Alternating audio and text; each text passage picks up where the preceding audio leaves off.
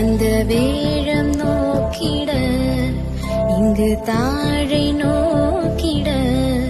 ஒரு மோன காவியம் பிறக்க இது அந்தி பாகமா யுக நீளகானமா நொடி நேர யோகமா சகி